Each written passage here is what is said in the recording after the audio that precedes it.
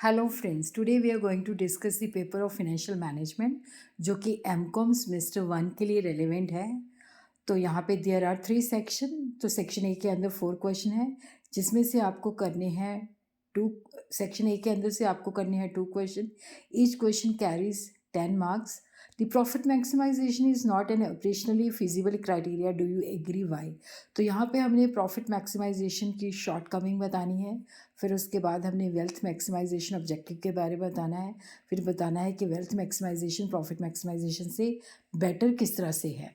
उसी तरह हम देखते हैं कि सेकंड क्वेश्चन जो है that is a numerical question.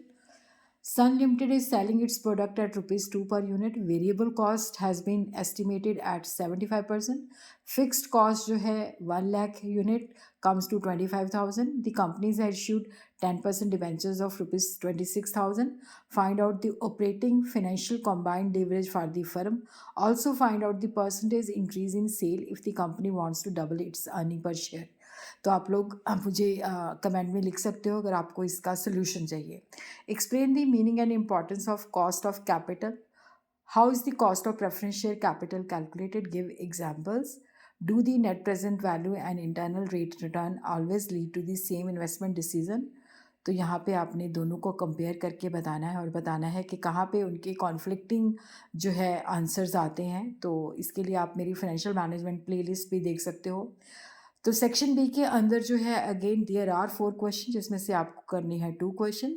तो यहाँ पे हमने ट्रेडिशनल अप्रोच एंड अप्रोच जो है कैपिटल स्ट्रक्चर की जो है उसका क्रिटिकल अप्रेजल करना है। और उसी तरह क्वेश्चन नंबर 6 में है in the formation of new business what consideration are taken into account in estimating the working capital requirement. तो यहाँ पे हमने जो फैक्टर्स जो वर्किंग कैपिटल रिक्वायरमेंट जब कैलकुलेट करते हैं तो उसके बारे में बताना है। उसी तरह क्वेश्चन नंबर 7 जो है Rameya Limited currently has 100 lakh equity shares outstanding. Current market price per share is 15. Net income दे रखी है 2 crore. Investment budget is also 2 crore. Cost of equity is 12%. The company is contemplating declaration of dividend at the rate of rupees 1 per share. Assuming approach, calculate the market price per share. If dividend is declared, if that is not declared, how many new equity shares are to be issued under both the options? Show that the total market value of share remain unaffected by the dividend decision. तो इसका भी solution आप लोग मुझे comment box पे लिख सकते हो, तो I will provide. The management of inventory invest meet two opposing needs. What are these? How is a balance brought in these two opposing needs? तो ये क्वेश्चन नंबर 8 है। यहाँ से आपने करनी है 2 question. Each question carries 10 mark. Section C जो है कंपल्सरी है जिसके अंदर से आपने करने हैं 10 parts. Scope of financial management,